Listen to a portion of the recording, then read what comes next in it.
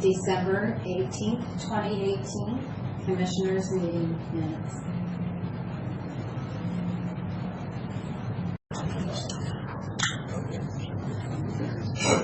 Good morning, everybody. Welcome to the regular weekly board meeting for the Franklin County Board of Commissioners. Today is Tuesday, December 18th, 2018. Commissioner Cook is unable to be with us this morning, and so it'll be myself and Commissioner Miller, myself, Commissioner Peck, County Administrator Keith Johnson with us as well. We've got a fairly full agenda this morning. And some recognition to do here shortly, so I appreciate the attendance. First item is call to order, so we're now officially in order for the meeting, and ask you to join me for the pledge. I pledge allegiance to the flag of the United States of America and to the republic for which it stands, one nation, under God, indivisible, with liberty and justice for all.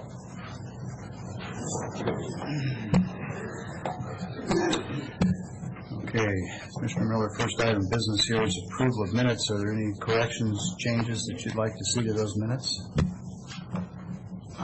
No, I don't think so. If you don't mind. No.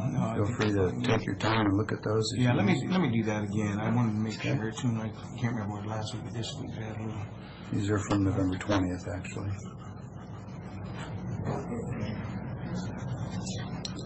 Yeah, no, this is not okay. Good, no, it's fine.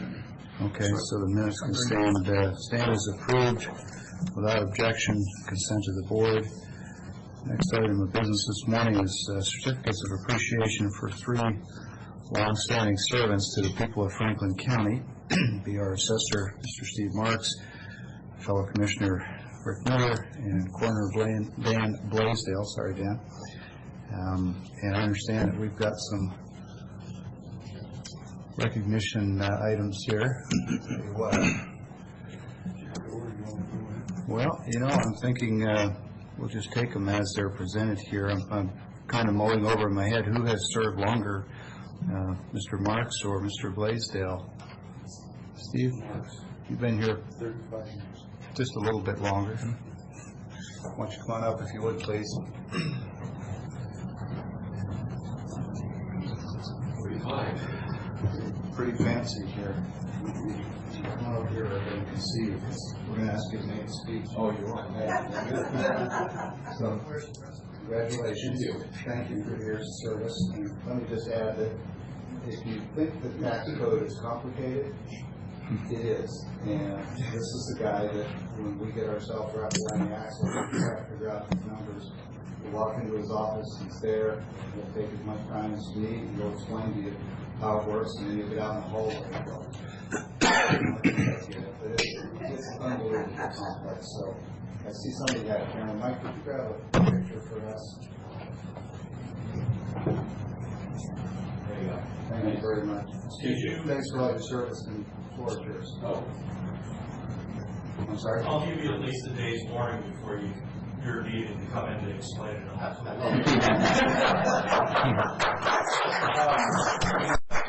I told the newspaper when I had an interview last week that when we moved here, we moved into town with a brand new baby, 5 days old, and had no idea what I was getting myself into. And I told my wife, it's Tri-Cities, we'll stay here for maximum 10 years.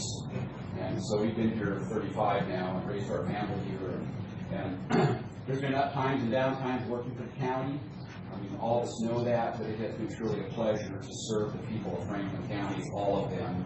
Though we don't always agree on things, but it has been a pleasure to not only work with the citizens of Franklin County, but also you as employees. You mean a lot to the county and to the people of this county, so keep up the good work.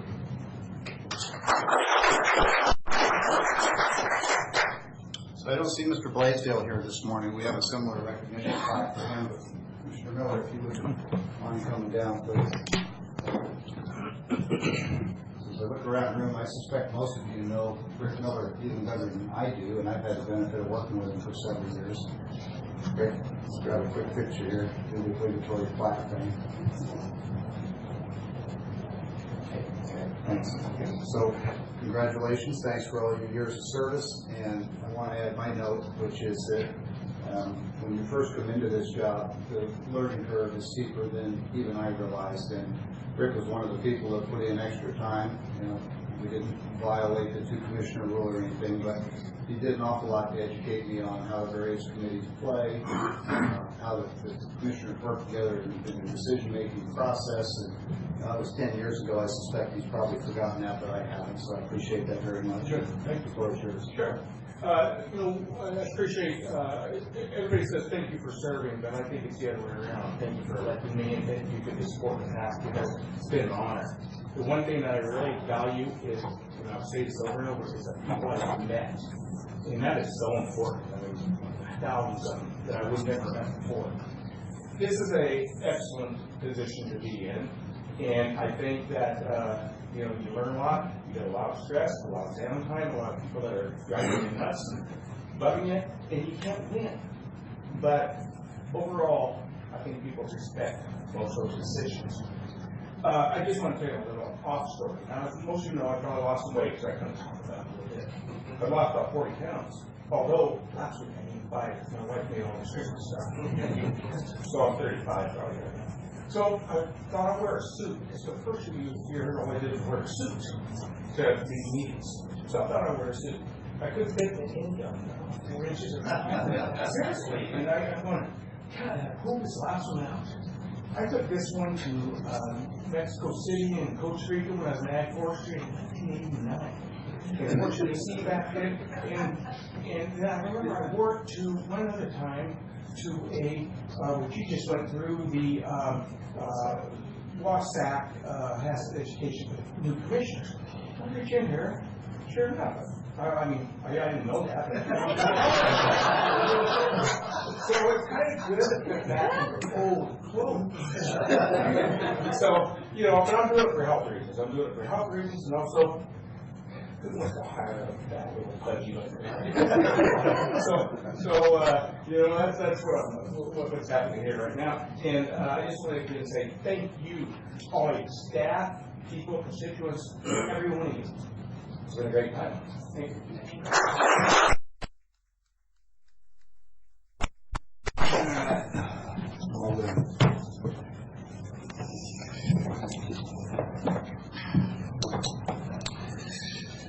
Next item is a certificate of appreciation with the Facilities Department. I understand you're going to present this one.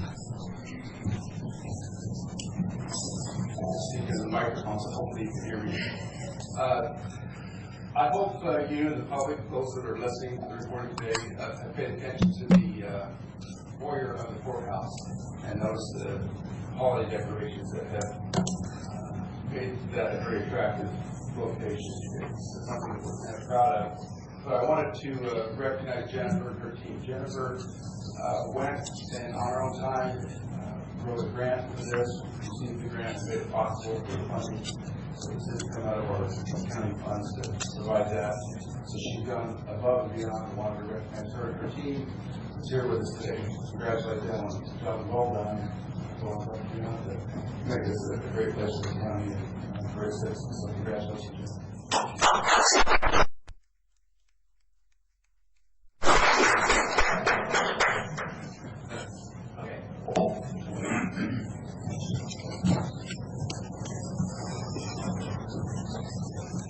Okay, right on schedule here at 9:10 this morning. Our next item of business is the 2019 Franklin County organizational appointments. Happy to see Mr. Didier here because Mr. Johnson has indicated that he'd wish to have an opportunity to discuss these with the board. So if you'd like, please come up, have a seat, and we'll have a conversation.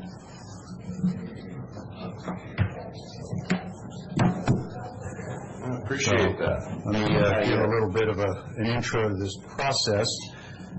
We have a list of committee assignments. Year to year, it runs anywhere from 20 to 25 different boards and committees that each commissioner serves on. And our purpose in serving on these is to look out for the interests of Franklin County, and it's quite remarkable how often some of these seemingly obscure committees that you wouldn't think would have a direct impact on our budgets or our practices or our policies in fact do. And so it's important that we have people out there and that they're engaged and they're representing the county.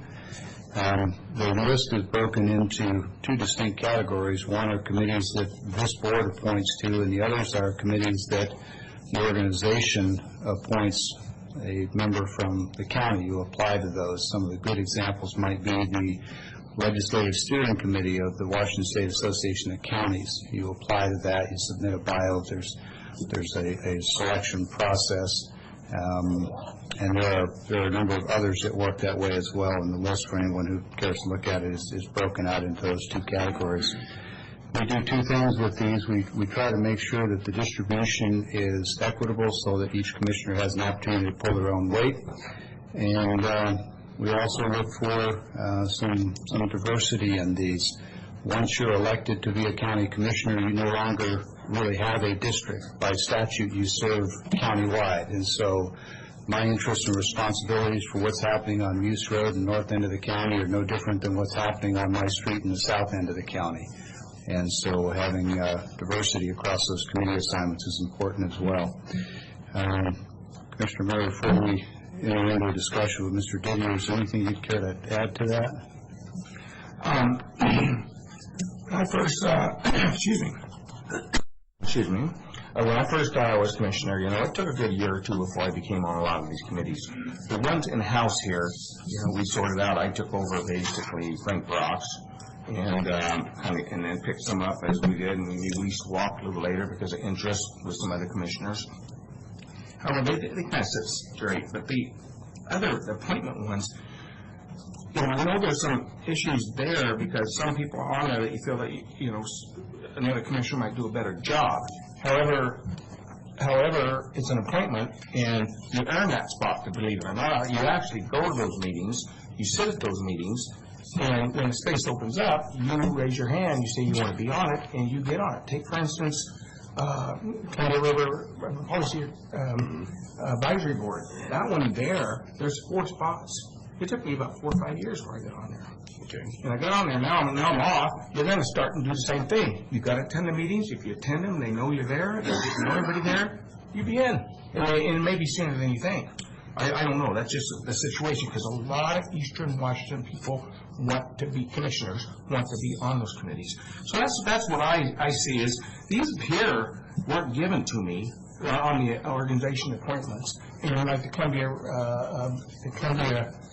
Odessa, the Columbia Development League, that particular one I was on, in fact, and they had the annual meeting in November, they had about 6 people that wanted to be a trustee. They asked me if I was going to be on it. I said, no, I'm not a commissioner. I think somebody else should have the time. I've been on it for quite a while. And then they called Brad because he was the next commissioner and asked if he knew anybody, because we would have lost that spot. There were 6 other people, but they kind of give priority to the commissioner. And so, and you hadn't acted yet, but they didn't know you hadn't been there. It was not legal to have you on there yet. And that other people had been on there and wanted and had been known. So that's just kind of the only story I could say. It takes a year or 2. You get on the ones you fit. And that NACO, National Association, again, you apply for those, you put a bio, you get selected, and those are easier to get selected on. And you go and you do your work and you build yourself up. I was vice chair of a couple of those committees. And you just build yourself up. And that's kind of how these work. These other ones here, I don't see anything that really, you got wildlife, very few of those from me, and those are good committees. They meet quarterly, and there's good issues in there that we need to talk about. So I don't, that's how I see this thing. I don't think anybody really was putting you out on this at this point. The Wasatch one, the Natural Resource Water Committee, I was on that one. It wasn't so active until the Hearst decision came aboard, and then it got a little more active. And that's a Wasatch member that gets on that one, really. So, it's just those type of things. Not to say if nobody would have won it, you could have stepped into it later. And you probably still can. Attend the meetings and then, get recognized, and that's how you do it. First year was pretty boring for me, really. I just went to a lot of meetings and saw what I liked. And if your interest is the agriculture and water, that's what you want to probably do, what I did, and go to the ones. So it's not nothing locked in, really, on there. Anything else? No, for now. So, welcome. Thank you. Well, I'm not sworn in yet, but I just got back from Wasatch, talked to them over there. And on December 6th, I had a busy morning. I talked to, had four meetings, and I talked to George Dockstetter first about our growth in Franklin County. He's very well knowledgeable about roads and what we need to do here. I went and talked to Tiffany Coughlin about the track because I heard a complaint from an employee, and I went and talked to the manager, and I'm impressed with him. But then I came and talked to Bob, and then I went to talk to Sheriff Raymond. When I went into Bob to just make a small conversation and talk to Bob, I said, well, Bob, since Mr. Peck was the chairman this year, it's on a rotation. I said, you'll be the chairman next year, and I congratulate you on that. And he goes, oh, no, me and Brad have talked, and Brad's going to be the commissioner or the chairman in 2019, and I'll be the chairman in 2020. And just coming back from over there, that's a violation of one of our rules. If two commissioners get together and talk, it's supposed to be an advertised meeting. And I was wishing Mr. Cook would be here because Carly was sitting, or not Carly, excuse me, Karen was sitting right outside the door. I don't know if she overheard the conversation, the door wasn't closed, but obviously we've got something going on here. So I started looking through these lists, and I see where it says at the top, board positions assigned by commissioners. And I was thinking I was going to take over all your spots, Rick, and the Columbia Basin Developmental League is a very important position for farmers. This is the development of the Columbia Basin. I sat on the FSA State Committee. I was a federal appointee under Bush 43, and I know a lot of things about what's going on. I don't know everything, but I'm here to represent North Franklin County in particular, but I'm representing all of Franklin County as a commissioner. I would strongly urge that I be put on that Columbia Basin Developmental League because that's assigned by the commissioners. And another point is, what's the hurry here? Why are we trying to do this before the end of the year? Is there some important meeting coming up January 2nd, 3rd, 4th that somebody's got to be at? Or why couldn't I be on the discussion with Bob and Brad? This is my whole point, because you told me yourself, Rick, that when we met out there at the corner that Brad was trying to get on all the agricultural boards. And you weren't happy about that. So I'm just here to find out what's going on. Why am I not on that board? Why am I put on security of the courthouse when that was Keith's responsibility prior years? Because if I am the head of security, we're not going to have no X-ray machines. We're not going to have no security out there frisking people to come in. I mean, I went over and met with Schessler, a senator at our state capitol. I got my concealed carry. I had a gun on me, and I walked right into the state capitol to talk to Schessler. But I can't come in here with a pocket knife. And I know an incident here, but I don't understand why I'm on the security detail. I think that would be more Keith's alley anyway. I don't know why you put me on that one. And then, of course, I've taken over just about all yours. And now I've been educated on that, and there's a lot of committees here that are very important. After I give a detailed description about our property taxes in Franklin County, where they're going, and the amount of people that are the big, like premier investment groups coming in here and buying big swaths of land, and then we got DNR and we got other entities within our state, Washington Fish and Wildlife, buying land at an excessive rate without the 960 rule that protected us as farmers, so that we'd have multiple voices. Nobody could be a big farmer and just buy up everything. We are now stuck with seeing our land being gobbled up by big investment groups, buying for the teachers' unions, the teachers' pension plans, outside interests, and that's what's driving up the cost of our land as far as property taxes, that is putting people on the verge of going out of business. So this is the importance of being on these boards for the ag community. I want to represent our whole Franklin County, but I really want to get a grip on the property tax increase in Franklin County. And I did talk to some very knowledgeable people over there, and we are not at 74%. They told us we're at 65% that goes to the schools. So this inflated 74% needs to be proved if that's where we're at, because I've heard from other people that it is 65%, which is way too much. If you want to remember the rules in the battle in this country, it's in the educational process. This is where we're indoctrinating these kids, and we're not teaching them, and that's what we've got to get a grip on, is the educational process. So with that, I'd like to ask that I be put on, since the commissioners, if you're going to vote on it today, I would prefer you table this till the first of the year so we could have Bob present, and we could have this discussion about what transpired in his office. But if you're going to vote on it today, I really strongly urge you put me on the Columbia Basin Developmental League, and that'd be and then off of the courthouse security. Because if I got courthouse security, there won't be no more frisking people to come in here, and I think that you guys wouldn't want that. Okay, I just want to say one thing. The only two agricultural ones that I know Brad being on was the Columbia Basin Development League, and that's because the annual meeting, they needed to pick somebody, and they called him, and he said yes. The Natural Resource Water Committee. That's voted on, I understand. And yeah, so that's the only reason. I don't know about any of the other ones. That's your work to do now. Yep. That's your work to go and sit on those committees and be a member and be involved. And you know what? Any of those, you still can go. The Columbia Development, you still can go. And I guarantee you, that's not a very, we got a small part in Franklin County. That's not a very, I've been there for so many years. It's the same thing over and over, but they got to keep pushing through to get their money to build that.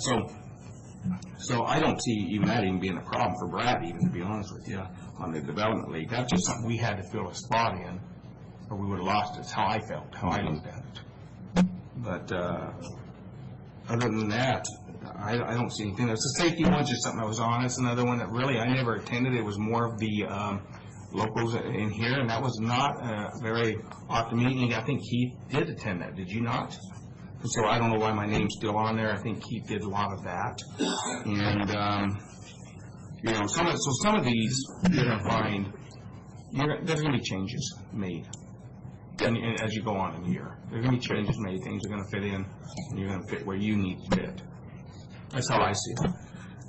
The arrangement about how you three discuss it, I think is fair. I don't have a problem with that. A lot of times we just like to get everything set up so you know where to go, what you're doing right away, and where your committees you're on. You can focus on those, meet the people like I understand you have been doing out there now. A couple of people you've gone to. And, you know, I'm more than a couple. My number was in the paper, and it's all been good. So you, well, I'm talking about these committees. Yeah, I know, but you said I've met with a couple of people, and it's been more than a couple. Okay. They're already coming about the roads out there. You did transit, yeah. I have not. I would encourage you to go to that one. There's a few things you need to know about that. I am going to be over at the meeting tomorrow at the Red Lion about the orcas with Darrell Olson, the Columbia Snake River irrigators. And I was planning on going to that too also, and maybe afterwards we can meet.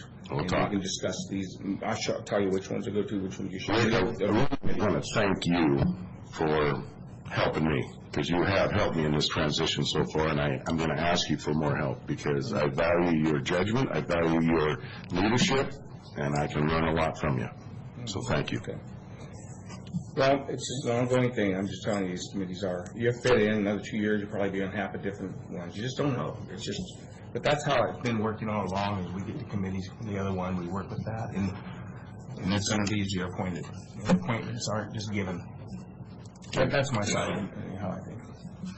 Let me add a little clarity to this discussion. First of all, Mr. Dillon, you've alleged illegal conduct on the part of myself. I appreciate it if you're going to do that you bring evidence. You did. You said, excuse me, I have the floor. That's how it works here. When you talk, I don't talk. I'll remember that.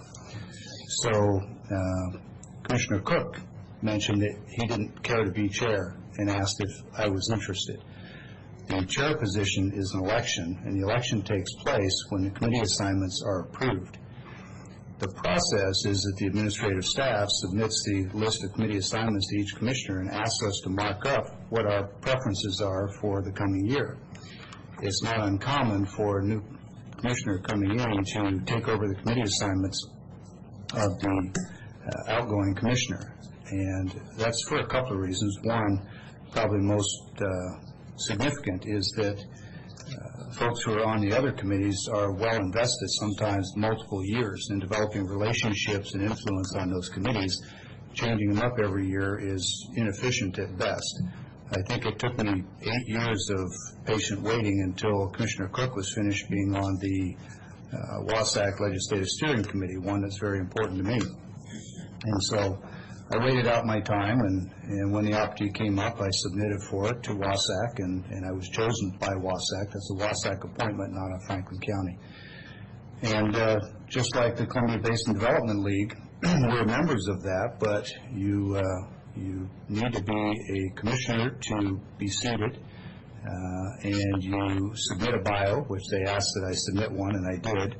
And Commissioner Miller understands you were at the meeting and I was elected to that position. Mm-hmm. Okay, so that's an example of something where this board doesn't decide, the Development League decides. And there are a number of others like that. With respect to security, you said something I just kind of want to touch on. I'm sure you know this, and I don't think anybody appreciates your passion for issues more than I do, because I think that's important to have passion for what you believe in. But you said that if you're on the security committee, we're not going to have that security function out there, and I would just respectfully remind you that no commissioner sitting up here has any authority except by majority vote. And so I would encourage that if your plan is to get rid of the security system out there, that one, you converse with the judges first, who are pretty adamant about it, and two, if you still feel strongly, come see me, because I might be your second vote for getting rid of it.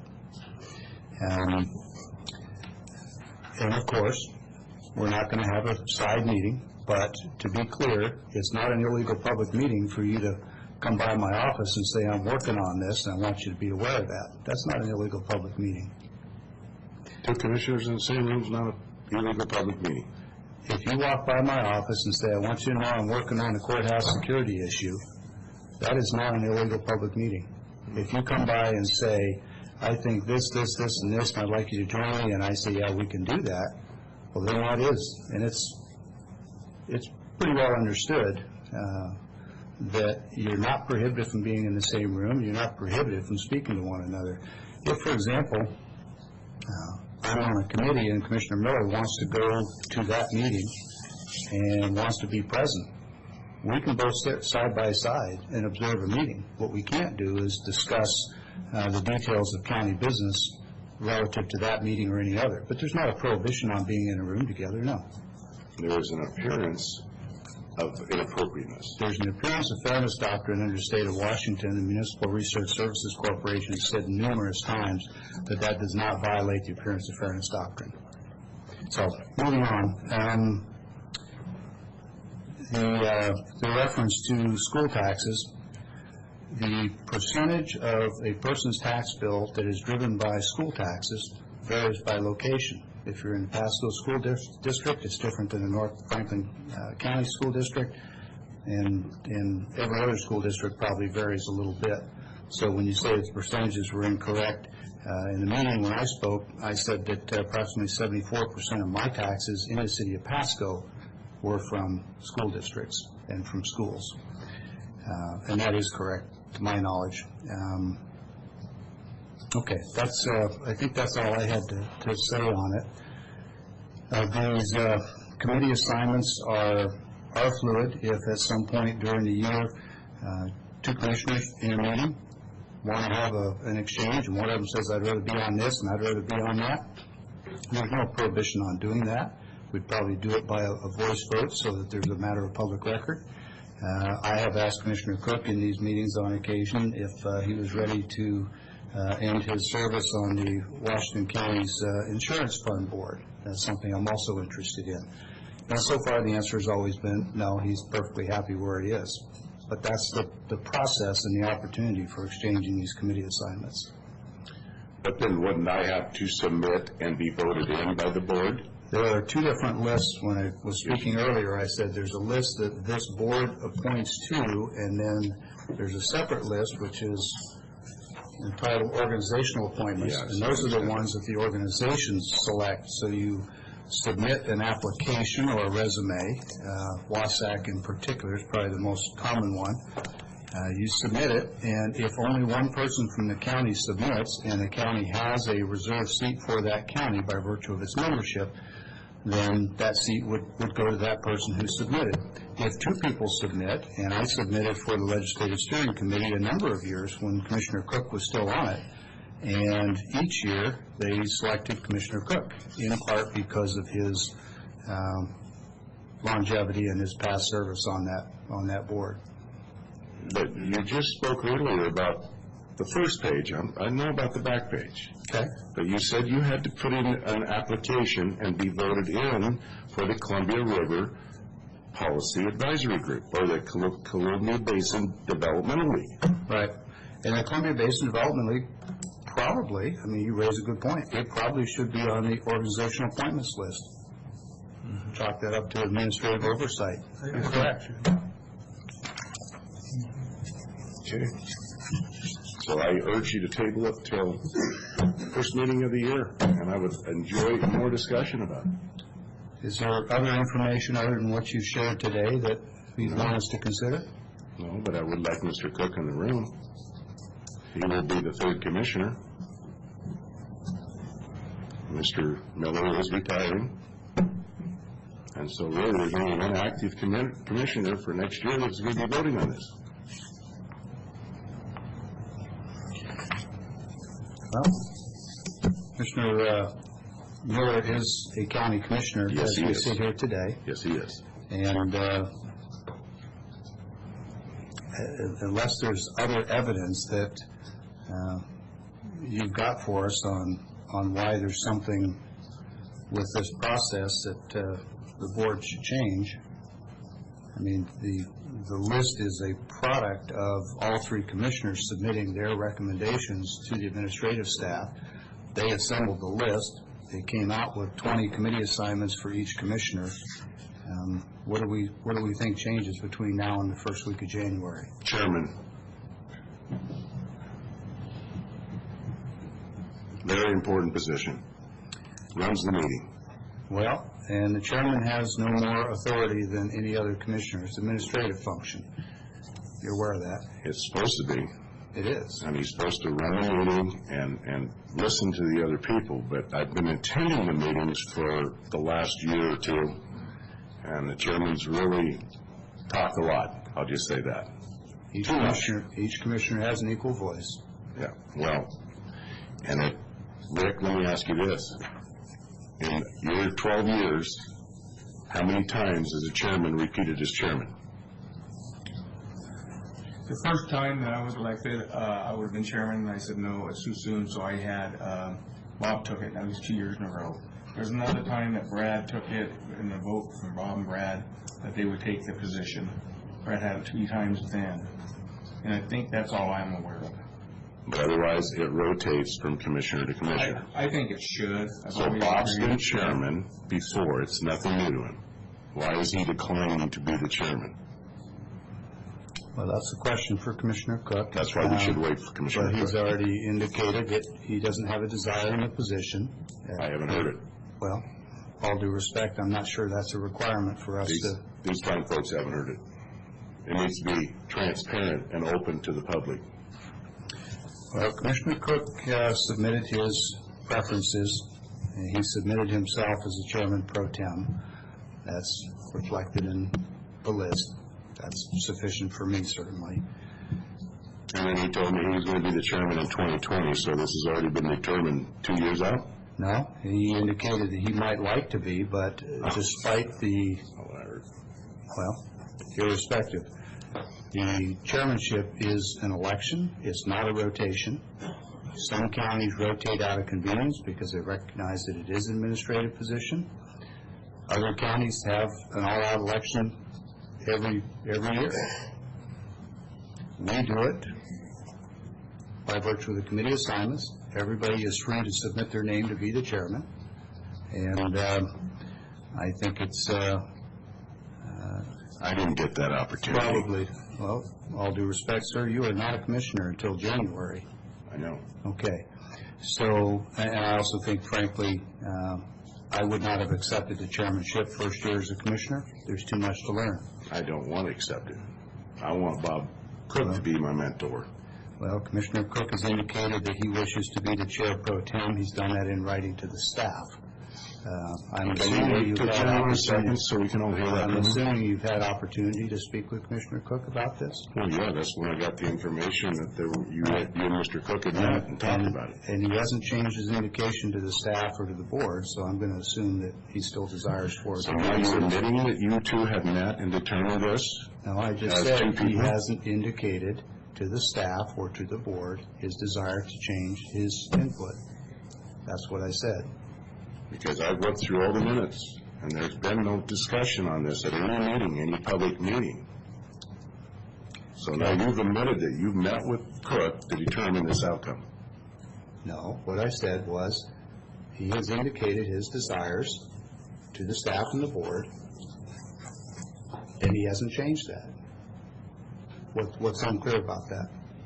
How you came to this determination. In writing, Okay, Mr. Peck. he submitted his input in writing. All right. That's how I came to that I'm done conclusion. with this discussion. Okay, Commissioner Miller. I don't see what would change if we wait till after the 1st. I don't know why we don't. Listen, three, I'm out of this now. I'm not going to make no difference. It's just a future here for me. I think Clint should have his shot. It's the same thing again. It's going to be the same thing. It'll go the same way. And even if you are pro tem, it really doesn't mean anything for the following year. It doesn't mean nothing. But I think Bob is following his next position as being pro tem. Because I'm out. So either you go into chairmanship, which wouldn't be right, I don't think, the first year. So you go down to the bottom, and that's how this happened, I believe. Bob doesn't want the chairmanship. So I don't think next year is clear. Honestly, don't. I don't think it's clear. I almost bet, well, I can't speak for him, but I don't know why Bob would want it last year. He's going to be commissioner if he doesn't run again, which I don't think he will. So with that fact, I just think this is almost, doesn't really matter if we do it now or later.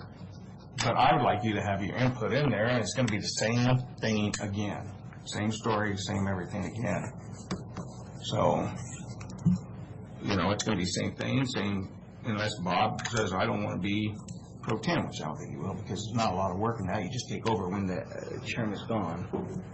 It's better to watch by back, I think. Watch for the year. And doesn't mean that you can't be pro tem next year, or even chairman the following year. Doesn't mean that. You can't. So, I always liked, we've done it many different times. During the year, before the year, right out of the first meeting. I think most of the time it's always now, we do it set up. But that's because we had the three same commissioners. So, with that, I just don't have a problem with either one. Either waiting, or if you say, hey, Rick, this is what it looks like, so I'll make a motion. But if you want to be in it next year, I'll wait. And if you want to be in the discussion January 2nd or whenever, I don't have a problem. I just don't think that's going to change. So with that, I won't make the motion to do that, to assign these. You guys can discuss that out when you come in here. Bob, you can hear from Bob exactly what Bob feels and how it's going to work out. I just don't want to be having conflict right away of something not being fair right away.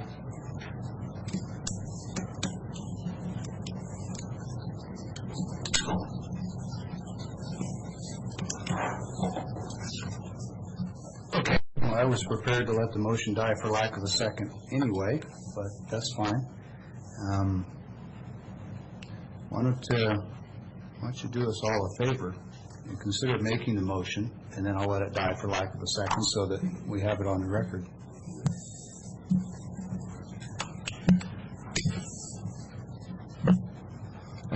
I don't think there's any reason to even do that. I don't know. Okay. Well, it just allows us to demonstrate that it would in fact die for lack of a second. But that's fine either way.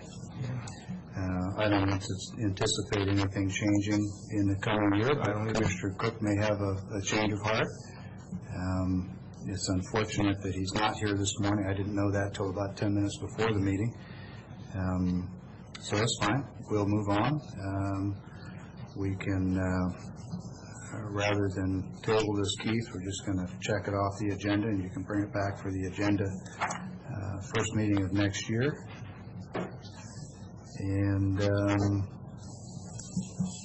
when you do that, I would ask you to go back and check all these committee assignments and make sure that all of the ones that are in fact outside organizational appointments are in the proper column so that folks understand that.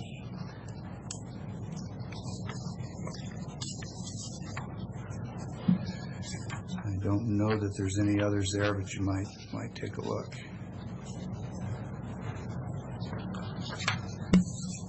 Okay. Commissioner Miller, you good? Okay. All right. Moving on, 9:15. We're a little past. That's fine. County budget business.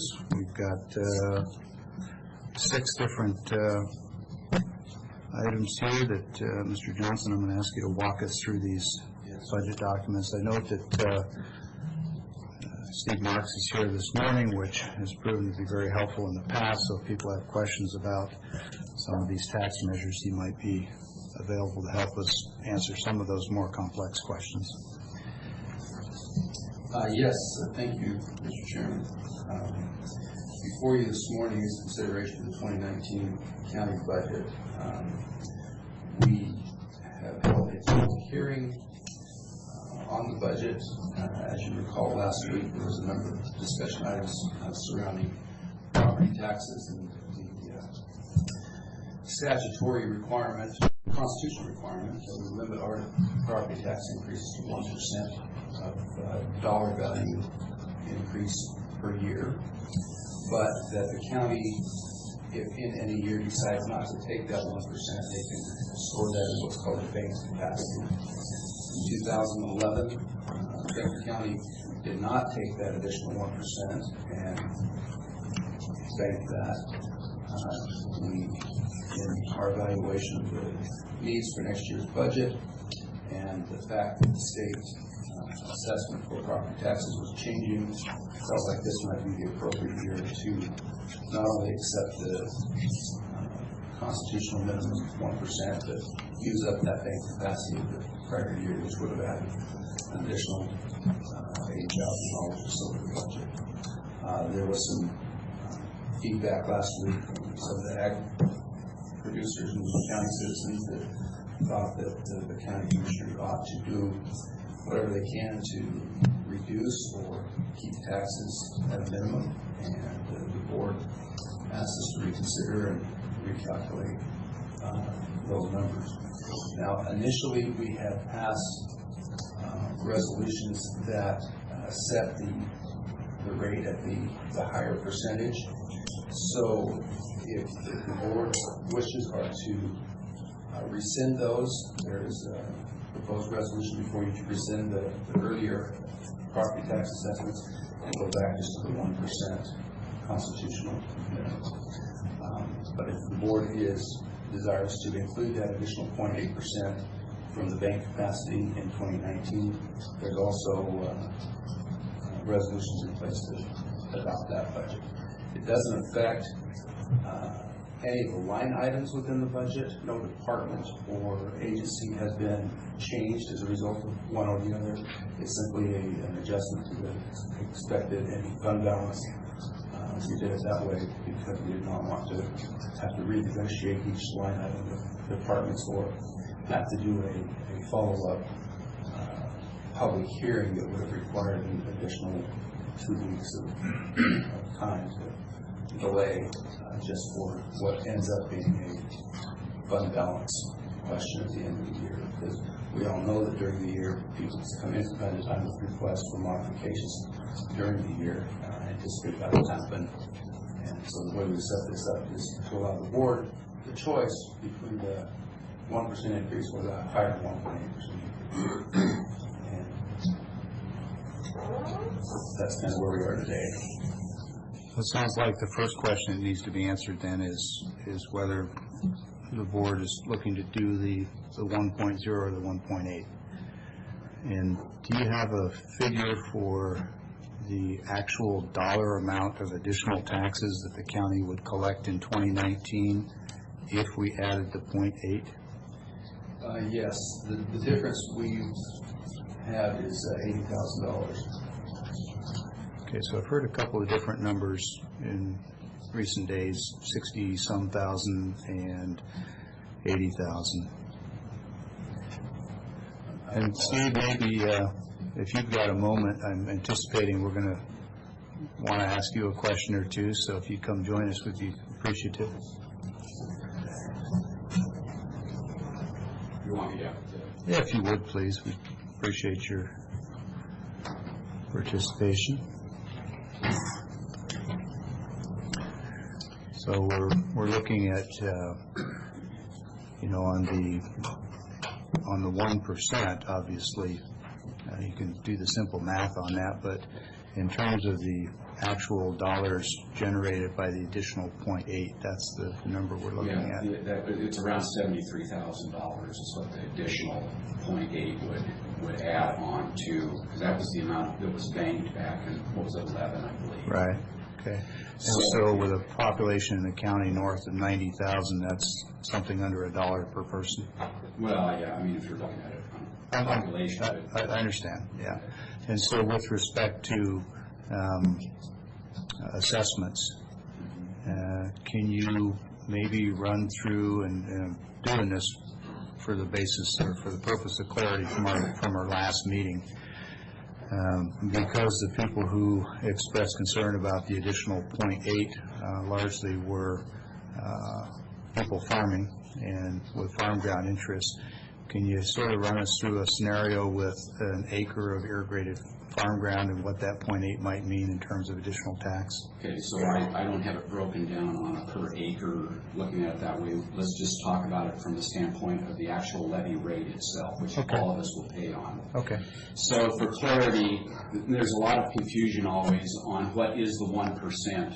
A lot of times people, taxpayers think that that means that their tax bill is going to go up by 1%, which is not the case. The 1% is what is allowed by statute to be calculated on the prior year collection for a taxing district. So in the case of the county current expense budget for 2018, the county collected approximately $8.9 million, and I'm rounding this off just for ease of talking. Sure. $8.9 million from property tax. The 1% calculation on that, it would be $89,000. So that is the 1% increase that the county, in this case, would be allowed to take. That $89,000 is spread out across all taxpayers, all properties within the county.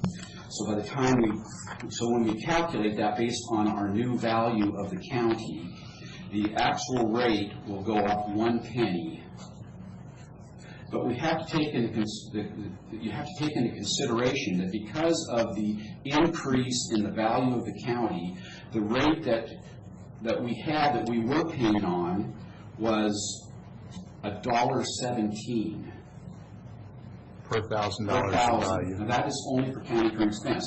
So if we were paying on $1.17 with all of our new value, and you're looking at a 1% increase, the new rate's going to be $1. With the 1% would be $1.10. So we've gone down 7 cents in the actual levy rate that would be that would be on taxpayers. So by rate, of course, you're talking about the amount of money that a person is going to pay per $1,000 of value. That is correct. And so that rate is going to drop, and it's going to drop for a variety of reasons. Primarily because of growth in the value of the county. Right. So at the same time that rate drops, if somebody's assessed value goes up, the net result could be an increase in the actual amount of money paid in tax, right? If the value of their property goes up enough to overcome. If it was offset by the increase based on just the county current expense. Right. Portion. So the rate will go down, and depending on the assessed value, some will go up, some will go down. A person's taxes may go down, they may go up. So if we're talking just about, I know there was a lot of concern last week, the questions were from the farming community. So if, and I know this to be true, we did not change values on the land out in the irrigation blocks or in our farmland this last for 2019 taxes. Some of the improvement values did change, but the land did not. What's the reasonable number to use, just for an example, for irrigated farmland value? $38,000 or $3,800 an acre. Of assessed value. And what about market value? Market value is $10,000 an acre. Okay. Some would say that 10,000 is pretty low in today's market. Well, would be some that would argue that might be a little high too. So there's always both sides to the. Okay. Is that what you believe is market value, or is that assessed value before a current use or open space? The $10,000 an acre is what we are saying is market value. Market value. Okay. And then the amount that actually gets upon which we assess taxes, if it's in current use or open space, is about $3,800. $3,800 an acre. Okay. And so the effect of the 1% increase on that $3,800 value, I guess it comes back to the rate, doesn't it? It does. Yeah. So if we were at. If we're using the current rate, no change in the rate. So again, the rate this year was $1.17. Right. It gets a little muddied because we have a road shift in there. So I'm looking at $1.17 is purely the rate that the county was allowed to collect without the road shift. Okay, so because that is what we have to calculate the 1% on, is it's without the road shift, because that is a function that is allowed by statute for you as the county commissioners to put into play if you so choose to. So it is it's outside our calculations of how we calculate the 1%. And the net effect of that is that it has a tendency to shift tax burden from the unincorporated areas into the incorporated areas? So in talking about the road shift, the way that it is calculated is that the amount of money that is decided on by the county commissioners to shift from public works to the road department, whatever that amount of money is, it is put over onto the current expense collection side, and then that is the levy rate is recalculated so that it's collected throughout all the property within the county. So what happens is the county road levy drops because they're not going to be collecting that money, and the county current expense levy rate goes up because they are going to be collecting it.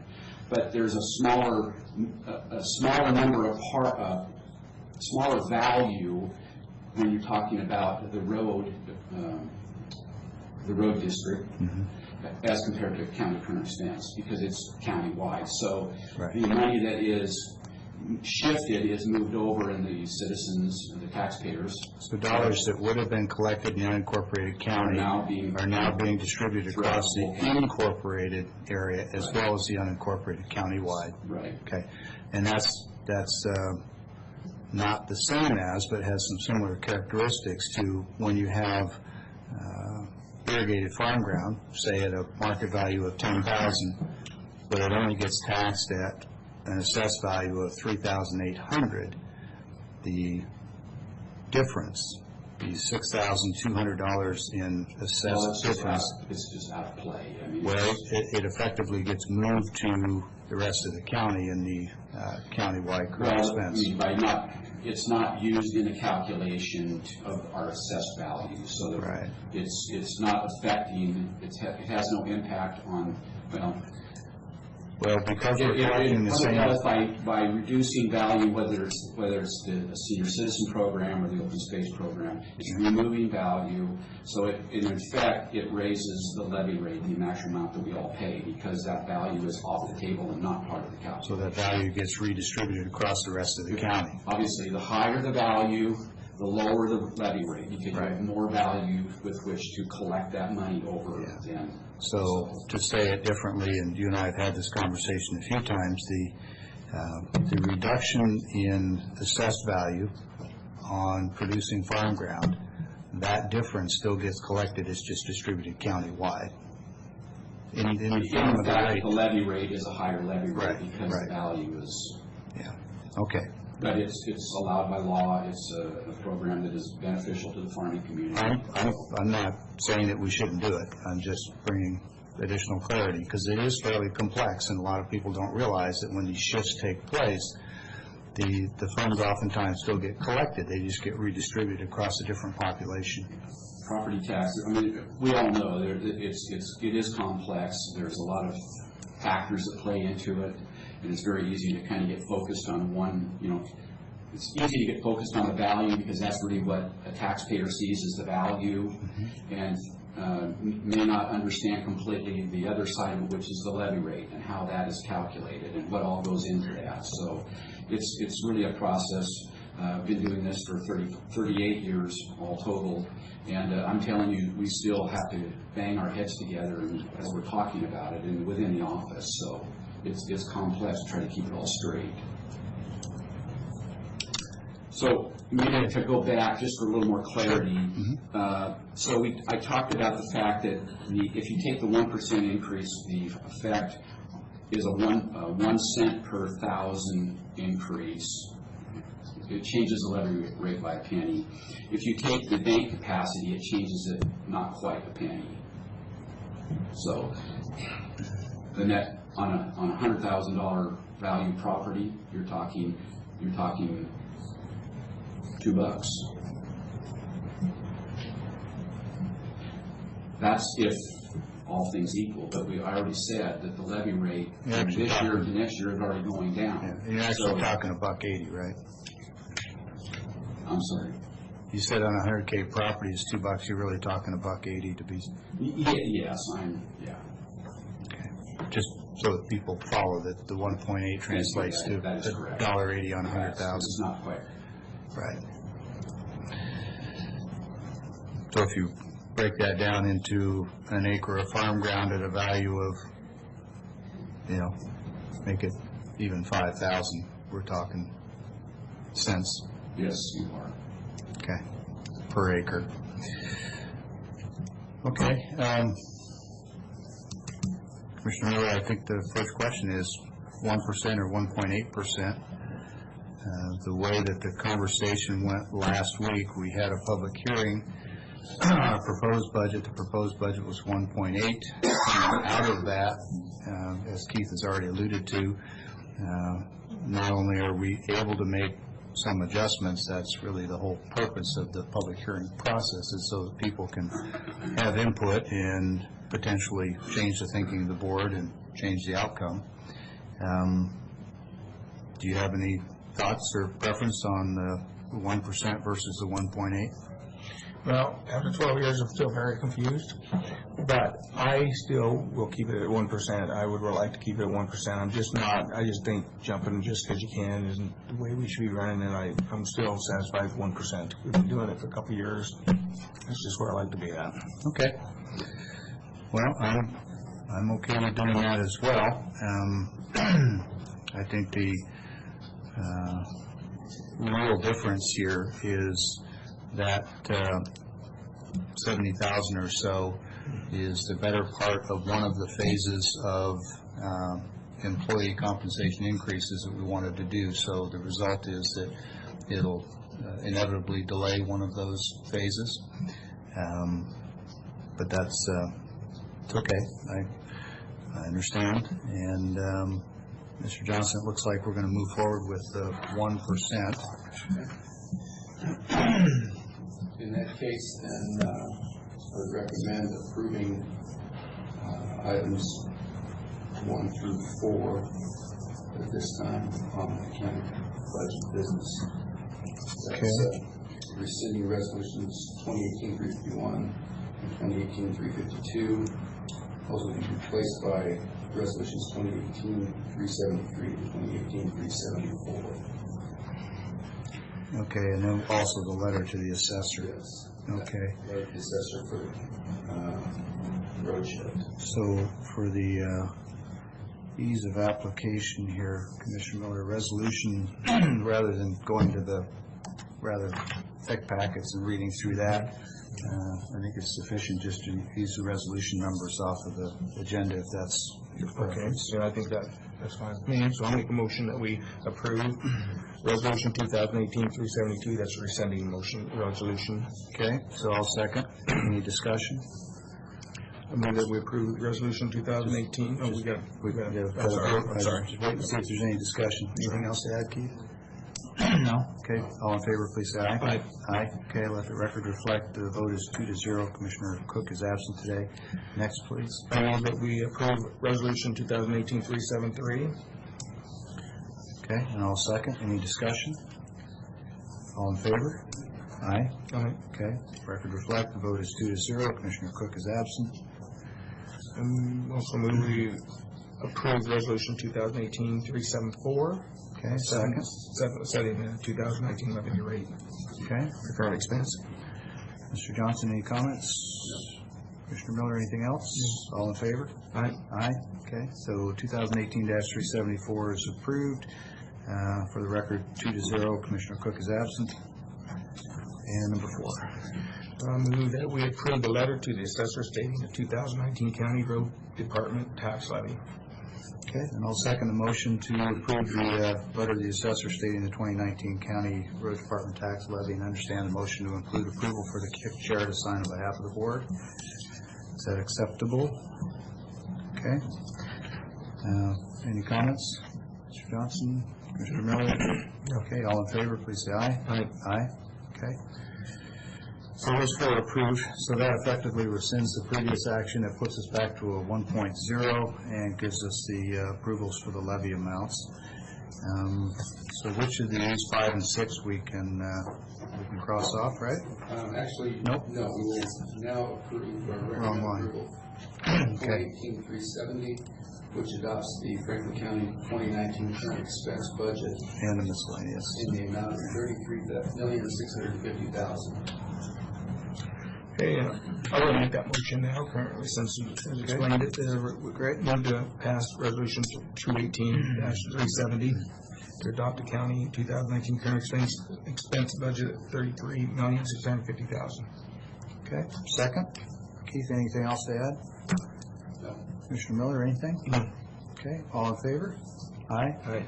Okay, so resolution 2018-370 is approved. That adopts the 2019 current expense budget. Vote is 2-0. Commissioner Cook is absent. Next one, please. Yes, the next one will be Resolution 2018-371, adoption of the Franklin County 2019 miscellaneous budgets.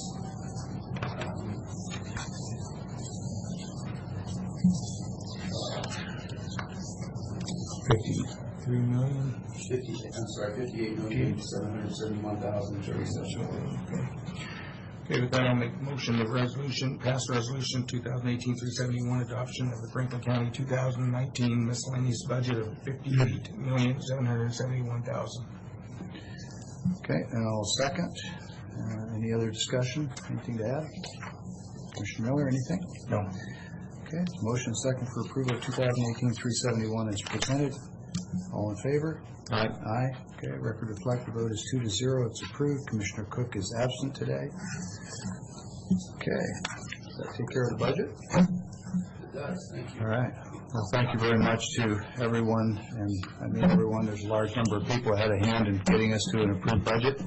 All the departments for the many hours of preparing your own budgets, to Jen Johnson, who's sitting quietly in the back corner, who kept us legal on the process of moving back and forth between the 1.0 and 1.8.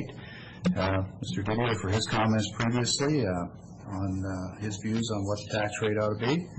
And of course, Mr. Johnson, who really was the chief architect for the whole process. Next item on the agenda this morning is public comment. Anyone wishing to talk with the board on anything in the way of county business, this will be the first of 2 opportunities. Another one will follow along shortly. Okay, not seeing anybody, we'll move on to the next item of business, which is a request for a corrections position, a step 3 hire. And Ms. Nate from Human Resources, not Services. Good morning. Good morning. I am here this morning on behalf of the sheriff, who is requesting to bring in a lateral corrections hire at a step 3. As I indicated in the read ahead, this individual is being brought on to fill a vacancy left by a former corrections deputy who was at a step 3, so there is no impact to the budget as it was just adopted. Though there is about a $5,500 impact over what would be the step 1 entry. HR has reviewed the request and it is consistent with other requests that have been approved for lateral corrections hires. Commissioner Miller, questions? No. Not now. Okay, so if this person came in at a step 1, it would be how many years before a step 3? 2. Right, and of course we all know this, but for the benefit of people listening, it's a That's step. a little bit different for different units, but Right. yes, Okay. for corrections it would be 2 years. Okay, and the salary difference between coming in as a 1 and as a 3 It's about $4,500 annually. per year. And the rationale for offering a step 3 as opposed to a step 1, this is somebody on the outside coming in, just to be clear. It is. It's somebody coming in through the lateral entry process through civil service. He has education in corrections as well as 3 years of hands-on experience.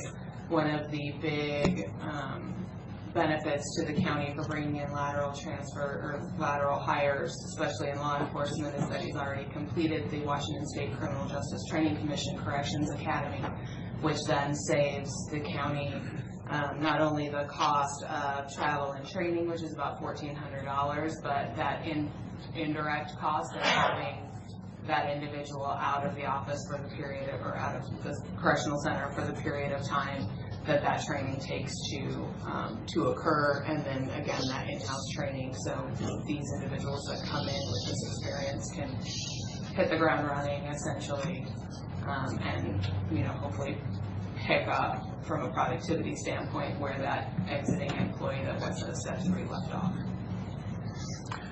And there's also the cost to the county of the individual's salary, not only while they're at training, but while they're waiting to go to training and they're not fully certified. We can't have them working in corrections until they've had their training. So speaking to the benefit of the person coming in already having this training, not only do we have the benefit that we're going to be paying them from day 1, paying them while they're at training is one thing, but there's also the time we'd be paying them before they even get to training and while they do their in-house training. So there's a few layers of cost avoidance there is what I'm saying. Yes. Yeah, okay, not just the training piece. Commissioner Miller, any other thoughts? Anything you want to add? Where is that package? There it is. Okay. How are we doing staffing wise in corrections now? We must be just about fully staffed. We had two immediate and one known upcoming opening. This will fill one of those openings, which leaves us with 2. My understanding is they have vetting in process for those 2 openings. Okay. And in the time that you've been here, this is probably as full of or as complete a staffing as we've had in corrections? There was one point in 2015 where we were staffed for a couple days before we added some additional positions. But yes, since that point, since the last round of additional positions were added, this is the closest we've been. Let me rephrase. With the current authorization for positions, because the board has added a lot of authorizations for positions. Okay. All right. So the corrections workforce staffing is as healthy as it's been in a long time. Yes. Okay. Fair. So, in front of me, I have it is a approval to hire a corrections deputy at step 3, and I would make motion that we have that signed by the chairman.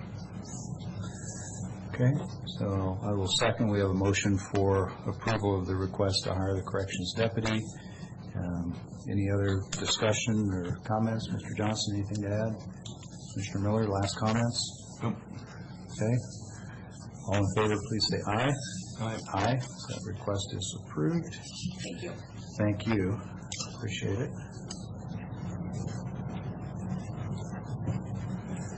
Carly, do you need this? I'll get it from Okay, all right.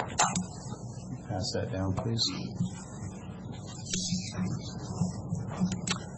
Okay, Mr. Johnson, back to you with office business, payroll, and warrants first. Okay, usually Mr. Cook does this, but since he's not here, I'm going to do it. And what we have is 3 of those issues today. We have 3 of them.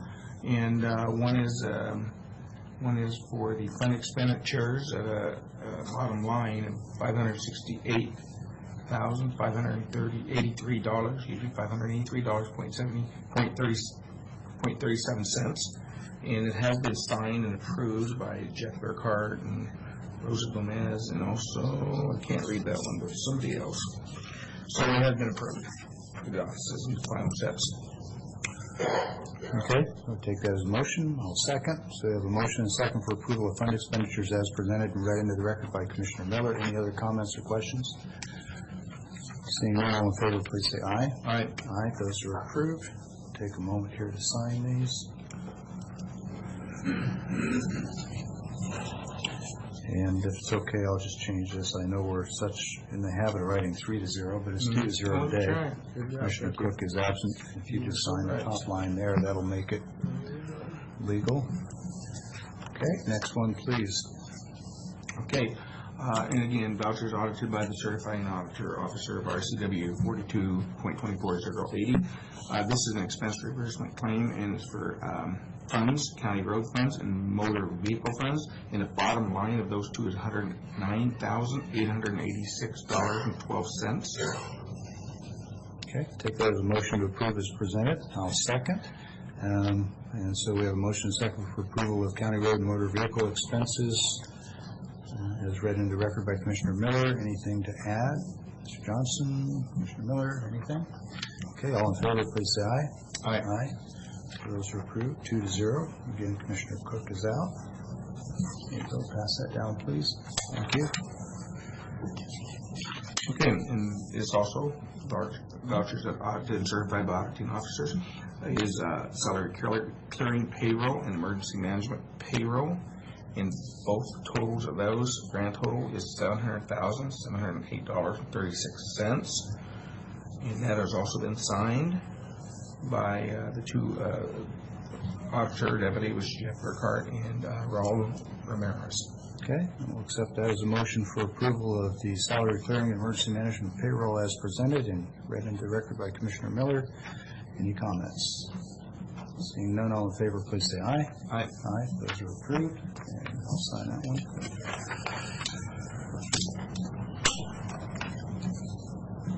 Okay. Bills have been paid. This brings us to the consent agenda. We have 9 items on here this morning. Any item on this list that Commissioner Miller, you would care to separate out for separate consideration? If not, you can move forward with a motion. I move that we pass consent agendas 1 through 9. Okay, and I'll second. So we have a motion and second for approval of the consent agenda as presented with 9 items. Mr. Johnson, anything to add on any of these? No, I think they're hopefully self-explanatory. I reviewed them. Support them. Okay. All right. So, motion and a second. All in favor, please say aye. Aye. Aye. Consent agenda is passed as presented. Stack of documents with a whole bunch of signatures. So I think we'll hold those for at the end of the meeting to sign. This brings us to administration office business. We're nearly back on schedule here. Mr. Johnson? Yes, thank you. In the context of adopting the budget and trying to look forward into 2019, we certainly have received a number of responses and feedback from employees as well as department managers and elected officials regarding trying to maintain as best we can paying our employees a fair wage for the services that they render. We know it's always a challenge, but the budget was built with the idea in mind that we would do some work to improve employee compensation this next year, including beginning the process of implementing our wage salary study, which indicated, as you know, that we're somewhere in the neighborhood of, on average, of about 10% behind where we probably should be. But having said that, we don't want to get further behind, so we're recommending that the board consider for our non-bargaining employees a cost of living adjustment that would go into effect January 1st. We think this is going to be consistent with where we are with our labor negotiations. Those contracts are still open for negotiation, but we think that's a fair representation of cost of living increases that have occurred over the past year to keep our employees current. And so we're asking the board to consider making that now. If we waited until sometime in January to make this adjustment, it's not generally permissible to do retroactive wage adjustments for non-bargaining employees. And so to avoid having to make a retroactive or change the amount, we're asking to approve that today to go into effect January 1st. Commissioner Miller, any comments or discussion? No, I think, I just think that the COLAs are needed to keep our people here, and it's too easy to move on and everybody else gets COLAs, and I think it's just got to keep our good people here and our staff and everything, so I support the COLA.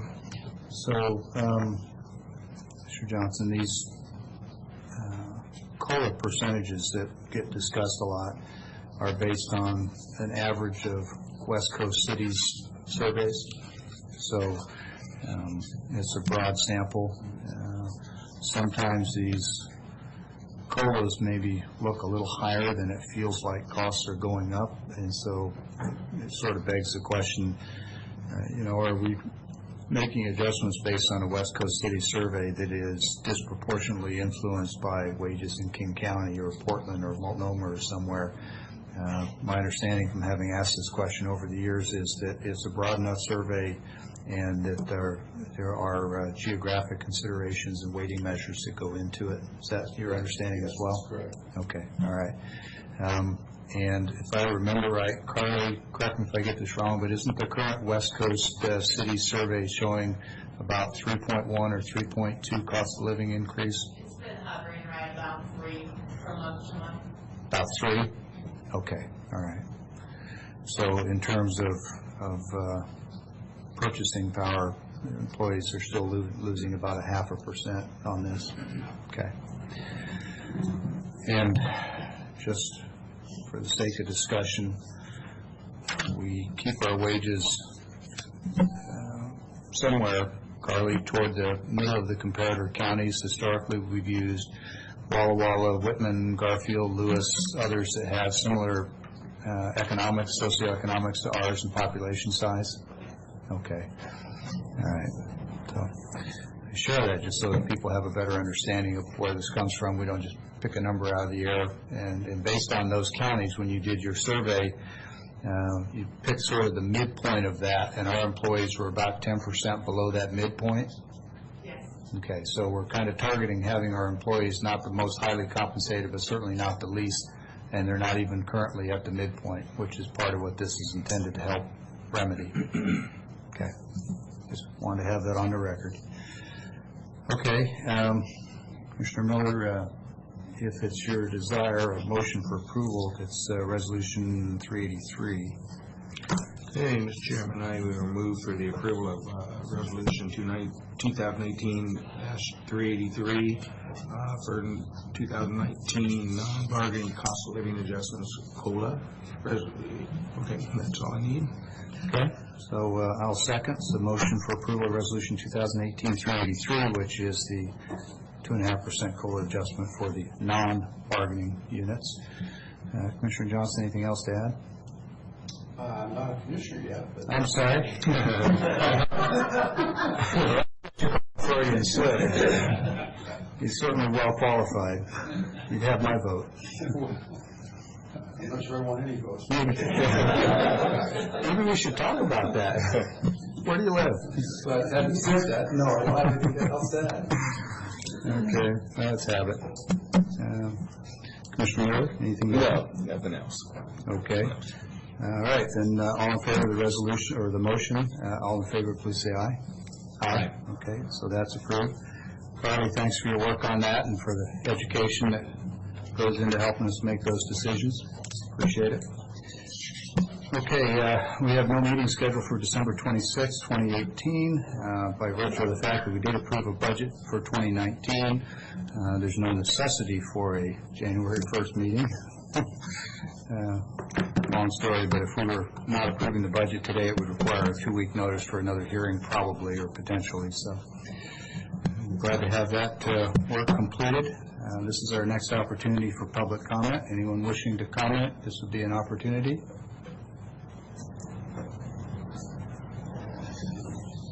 Our assessor-elect, Mr. McInderfer. You can come have a seat if you want to get used to it. We're going to be calling you. One of the equalization hearings up there, so I can learn the chairs. Okay, I know. I have been an employee of the county for 20 years. My role is going to be changing at the first of the year. I have been the chief appraiser for the county for 15 years and had the privilege to work for one of the most honest, ethical, compassionate men I've ever met, who has done a fantastic job with the interest of Franklin County, not himself, as the emphasis of his administration. I've learned a lot, we've done a lot, we've shared a lot, and he's a very good friend of mine. And I just want to have it on the record that we are truly losing an exemplary elected official. I think the other thing is too, he set a good example for me going forward, and I think all of us could learn from the passionate traits that Steve exudes every day, and how he communicates with people, how he treats people, and his desire to do the job how God intended him to do it. So I'm just very appreciative of Steve and the man he is. So thank you very much. Here, here. Could not agree more. Thank you, Steve. Yes. Been terrific.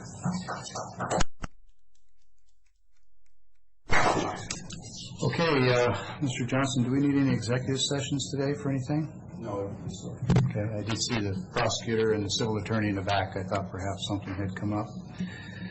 Okay. Cookies, yes. Cookies are coming up, and of course everyone is invited and welcome. Commissioner Miller, I believe this is going to be your last meeting as a sitting commissioner. We do hope that you will make a regular attendance in the future and throw us your toughest questions. Not a chance. Come on, you know you're going to miss it. Yeah, well, I'm going to try to figure out what to do on those days. I'm supposed to be at these meetings, but I'm sure I'll figure it out. But again, just meeting wonderful people. It's been great. The county's going to keep going on. Things are going to keep rolling. Item money here. We're going to have to purchase things. We have to fix things. It just keeps going. It's just, I think it's really important that we keep our minds on the county, on the people in the county. And I think we're doing a good job of that, and we will continue. And I know Clint will continue looking out for agriculture, and that's good. So, with all that, thank you again. That seems like a perfect note to round out the 2018 county legislative season, so without objection, we're adjourned.